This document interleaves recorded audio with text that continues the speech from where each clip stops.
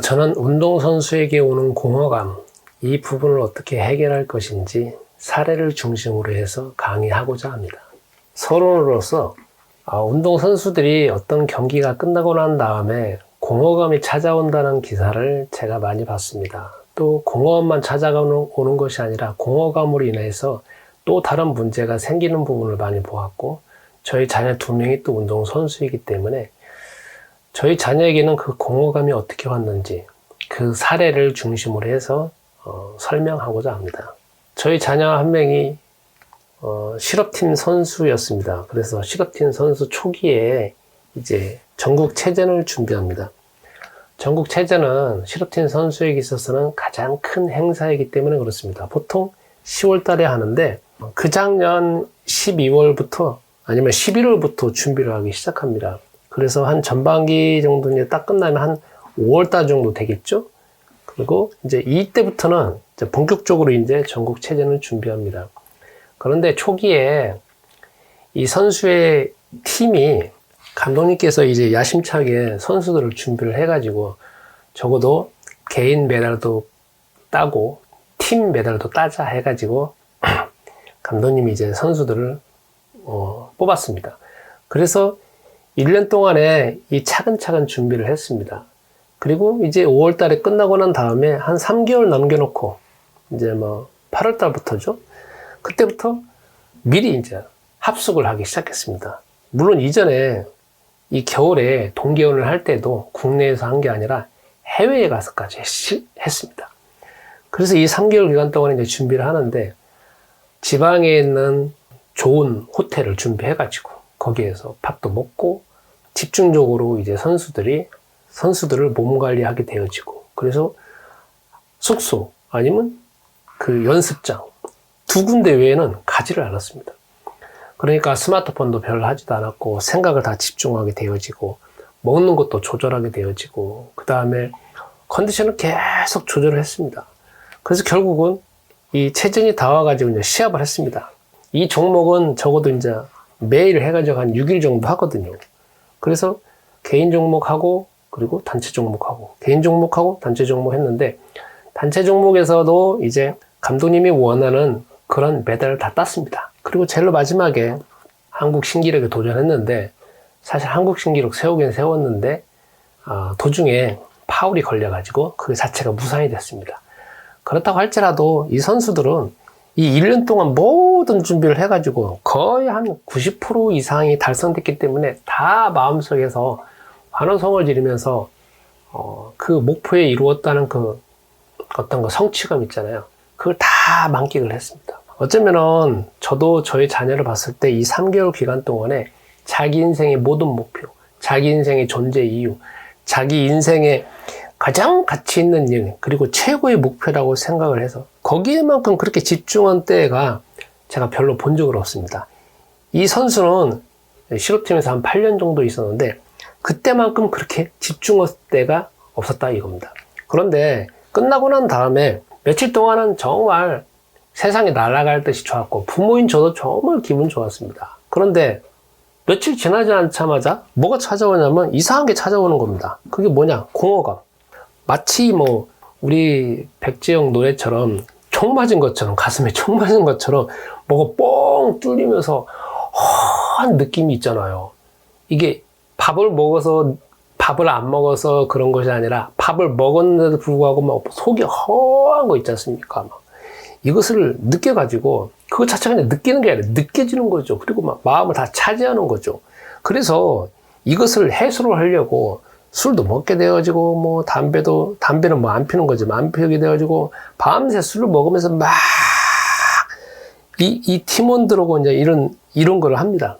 그런데 이것을 하더라도 해소가 안 되는 거예요. 무려 제가 봤을 때는 한 2, 3개월 동안 계속된 것 같습니다.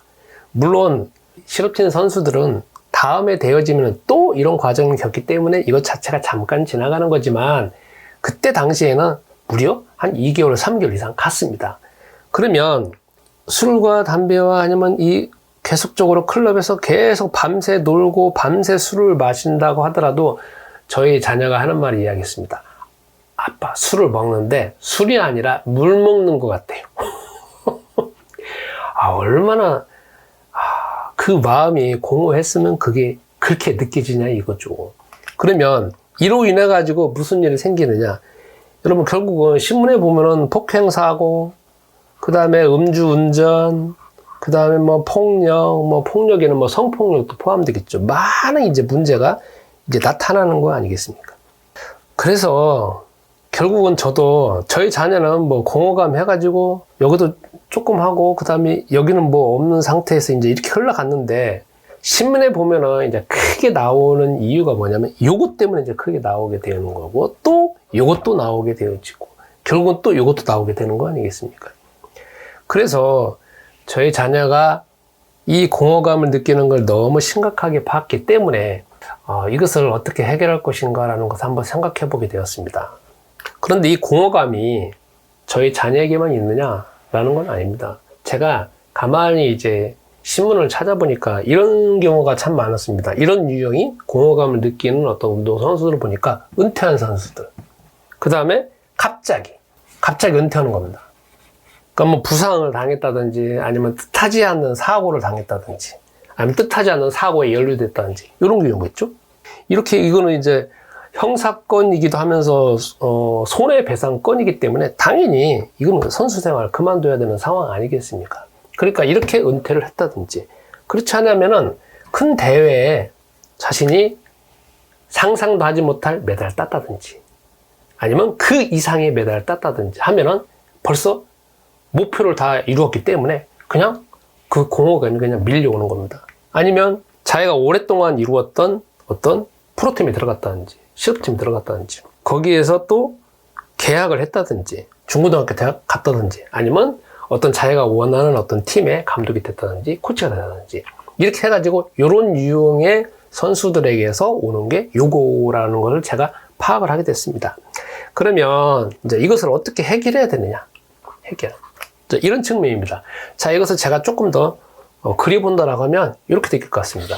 자, 공허감이 밀려와서 결국은 이것을 잊어버리기 위해서, 회피하기 위해서 어떤 뭐 술이나 아니면 담배, 뭐 심지어는 마약을 하기도 하고 막 여러 행동을 합니다. 제가 말할 수 없는 어떤 행동을 하게 되고, 또 이 행동으로 인한 결과가 나옵니다. 근데 이 결과는 뭐 폭행, 뭐 음주운전, 뭐 수많은 것들이 벌어지는 거죠. 그런데 여기에서 보면은 공허함이라고 하면은 자기 마음속에서 벌어지는 일인데, 이게 이제 술과 담배나 이렇게 하게 되면은 이것은 자기 몸, 그리고 자기 마음까지 이제 여기서 영향을 받게 되는 거 아니겠습니까? 이거는 몸과 마음이 망가지는 거잖아요. 그럼 이거는 또 회복하는데 많은 시간이 걸리고, 요거 같은 경우에는 이제 형사처벌, 아니면 손해배상까지 가는 것이기 때문에 이것은 선수 생활이 이제 끝나는 것입니다. 근데 저는 이제 주로 이 부분도 해결할 수 없고, 이 부분도 해결할 수 없고, 이 부분을 중점적으로 설명하겠습니다. 일단 공허한 이 마음을 어떻게 해결할 거냐 이거죠. 공허하다라는 거는 이 마음 안에 뭐가 꽉 차 있다가 싹 다 밀려나간 겁니다. 뭐가 많은 가운데 꽉꽉꽉꽉 채워져 있었는데 한순간에 그냥 다 튀어나간 거죠. 그러니까 이 안에 아무것도 없는 상태입니다. 그런데 공허한 마음을 가지고 있는 선수들이 먼저 해결할 건 뭐냐면, 내가 공허하다는 걸 인정하는 게 필요합니다. 인정하려면 먼저 이해를 해야 되겠죠. 보통 이러한 선수들에게 있어서 공허한 마음이 온다라는 것을 먼저 이해를 하고, 자기 마음이 지금 현재 공허한 상태가 있다라는 것을 마음속에서 받아들이는 게 필요합니다. 이거 참 어려운 일입니다. 마치 이런 식으로 표현할 수 있겠습니다. 내 마음속에 쉽게 표현하면 공허한 상태는 고슴도치가 몇백 마리가 들어와 있다라고 표현할 수 있겠습니다. 들어와가지고 막 이 가시가 있잖아요. 막 다 찔리니까 나는 지금 못 견뎌있는 상태에서 막 지금 발버둥을 치고 있는 거나 마찬가지거든요. 그런데 이제 내 마음속에 고슴도치 같이 그 가시가 엄청나게 지금 박혀 있구나라는 거를 이해를 하고 인정을 하고, 그러면 이것을 어떻게 내가 해결할 것인가, 그 마음 상태로 가야 된다는 것입니다. 여태까지는 이렇게 보면은 마음 자체가 공허함에 그냥 딱 차이는 있는 거지만, 이때 이제 어떻게 해야 되느냐면, 내가 내 마음속에 있는 내가 객관적으로 내가 지금 공허한 상태가 있는 거구나, 공허한 상태가 들어와서 내 마음을 지금 점령하고 있구나 라는 것 자체에서 이거를 이해하는 부분이 필요하다는 겁니다. 두 번째로는 공허한 마음을 해결하려고 하면 일단 다른 목표가 한 개 아니면 두 개 있어야 됩니다. 여기서 보면은 공허한 마음이 왜 생기냐면 오로지 유일하고 오로지 하나밖에 없는 목표가 이 마음과 생각과 아니면 정신 그리고 인간의 존재까지 전부 다 그냥 다 거기에 집중되어 있었기 때문에 그렇습니다. 그렇기 때문에 다른 목표, 쉽게 말하면 이러한 유형의 다른 목표가 한 개 아니면 두 개, 그 이상이 자리 잡아서 이 마음속에서 그것이 서서히 채워지는 상태가 있다라고 하면 공허한 마음 상태가 해결할 수 있습니다. 그러나 이거는 다른 목표가 한 개가 아니라 두 개, 세 개 이상이 되어져야 되는데 또 이런 상태까지 되어지려고 하면 많은 시간이 걸립니다. 왜냐하면 이것도 보면은 두 개, 세 개가 그냥 목표를 세워야 되겠다라는 것이 아니라 그것이 왜 있어야 되는지 그 존재 가치, 존재 이유까지도 통틀어서 이 목표에 또 집중해야 되기 때문에 또 많은 시간이 걸릴 수밖에 없다는 겁니다. 그리고 지금 현재 지금 만약에 내가 공허한 상태라고 있다라고 하면은 회피하려고는 이 마음, 회피하려고 하는 행동, 그리고 회피한 그 결과가 최소화되도록 해야 됩니다. 이 결과는 누구도 해결할 수가 없습니다. 왜냐면 그거는 범죄 행위이기 때문에. 그런데 술, 담배나 아니면 내가 지금 현재 이걸 회피하기 위해서 하는 행동은 계속 내 몸이 망가지고 돈이 망가지고 시간이 망가지고 정신 자체가 망가지는 거 아니겠습니까? 그래서 가능한 한 이거는 내 공허함을 해결하기 위한 방법이 아니라 회피하기 위한, 잊어버리기 위한 수단에 불과하는 것이기 때문에 이거를 가능한 한 빨리 끊으시도록 노력해야 됩니다. 그 다음에 공허함, 평안함. 이 공허함은 있잖아요. 계속 내 속에서 더 커집니다. 그런데 이 공허함을 계속 가지고 있을 것이냐. 이게 만약에 평안함이나 기쁨이라고 하면 얼마나 좋겠습니까? 그런데 공허함이잖아요. 뭔가 비어있잖아요. 허하잖아요. 배고프잖아요. 근데 그건 본인만 느끼는 것이 아니라 상대방도 느끼잖아요. 상대방이 접근할 수가 없는 것이고 상대방이 접근하더라도 뭔가 뻥 뚫려져 있는 것이니까 상대방은 그런 기분 안 느끼고 싶어 하는 거 아니겠습니까? 그러니까 자꾸 멀어지게 되어지고 본인도 상대방한테 자꾸 멀어지게 되어져 있습니다. 그래서 이 공허함을 계속 붙잡을 것이 아니라 기왕이면 다른 마음으로 바꿀 필요가 있습니다. 그게 무엇이냐면 평안함입니다. 내가 마음이 평안합니다. 내가 마음이 안정되어 있습니다. 그러면 내가 하는 행동도 안정되게 되어져 있고 다른 사람도 나의 평안함과 안정함을 인해서 더 가까워지는 가운데 교류가 더 깊어지고 더 많은 관계를 가질 수 있습니다. 기왕이면은 공허함보다는 평안한 마음이 더 가져지도록, 생겨지도록, 와지도록 할 필요가 있습니다. 근데 이것은 내가 평안한 마음을 가져야 되겠다 해가서 우리가 말하는 묵상을 해서 아니면 우리가 그 명상을 해서 옳은 부분도 있습니다. 그러나 저는 목사이기 때문에 어떻게 평안함을 얻을 것이냐라고 하는 거는 이 다음에 문제 해결에 대한 플로우를 가시다가 보면은 그렇게 평안함이 가져지게 됩니다. 그거는 내 속에서 평안하고 만들어내는 것이 아니라 외부에서 와야 됩니다. 또 다른 방법 보겠습니다. 다섯 번째, 공허함은 이건 있잖아요. 없어지지 않습니다. 그리고 이 공허함은 이 마음속에서 허한 상태가 딱 나타나는 거지만 결국 가장 밑바탕에는 뭐가 있냐면 핵심적인 코어가 있습니다. 전문용어로 코어가 있습니다. 쉽게 표현하면 영이 있습니다. 쉽게 표현하면 살아있는 존재입니다. 그 핵심 코어로 인해 가지고 문제가 이제 자꾸 커지는 거거든요. 그렇기 때문에 그 핵심 코어 되어지는 이 공허함의 그 영을 결박하거나 깨트리거나 축소하거나 하지 아니하면 계속 이게 확장되어집니다. 그러면 그 핵심 코어를 아니면 그 영을 어떻게 해결할 것이고 어떻게 축소시킬 것이냐, 그것도 제가 이 이후에 문제 해결에 대한 플로우를 만들어 놨으니까 그대로 따라가시면 될 것 같습니다. 이제 마지막입니다. 공허감이라고 하는 거는 인간의 자기 존재 이유, 자기 존재의 목적, 자기 존재의 가치가 이 목표에 함몰되었기 때문에 나타나는 현상입니다. 이렇게 표현할 수가 있겠습니다. 인간은 인간의 마음을 본다라고 하면 자기 존재, 자기 존재의 목적, 자기 존재의 가치, 자기 존재의 이유가 근원적으로 있습니다. 그런데 이게 여기 이제 한 개의 목표에 그냥 함몰되어져 있는 거죠. 그래서 이 목표가 딱 이루어지고 난 다음에 쑥 빠져나간 거죠. 그러니까 어떻게 보면 자기 존재의 목적이 이 목표 속에 가두어져 있었는데 벗어나 버리니까 어떤 마음이 드냐면 목표가 이루어지니까 공허하고 목표가 이루어지니까 내가 저게 내 존재 목적과 존재 가치가 아니구나라고 또 한편에서는 깨달아지는 거고 자각되어지는 현상입니다.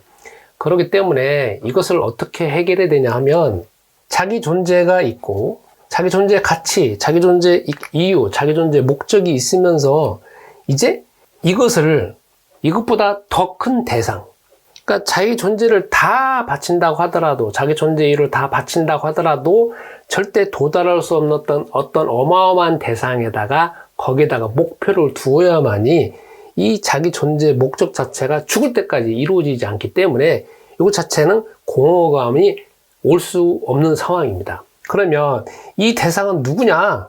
기왕이면 살아있는 대상, 그리고 정상적인 대상, 그리고 기왕이면 창조주, 구속주이면 얼마나 좋겠습니까?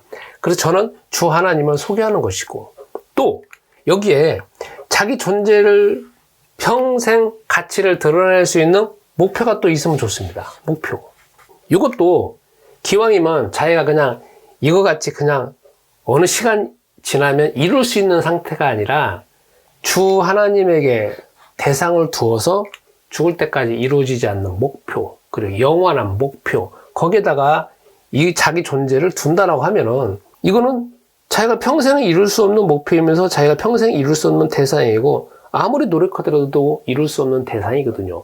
그러니까 여기다 둔다라고 하면 적어도 공허감이 사라질 것입니다. 이거는 조금 어떻게 보면 어려운 목표이기도 합니다. 그러면 이것을 어떻게 이룰 것이냐, 이것도 이 다음에 플로우에 있으니까 여러분들이 그 상태를 따라가면 될 것 같습니다. 아무쪼록 운동선수에게 있는 공허감, 그리고 이것을 겪고 있는 분들이 가장 빠른 시간에 그리고 정상적으로 해결되었으면 하는 마음입니다. 이상입니다.